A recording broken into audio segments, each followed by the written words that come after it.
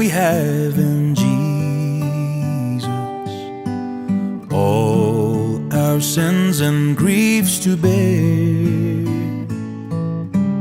What a privilege to carry everything to God in prayer.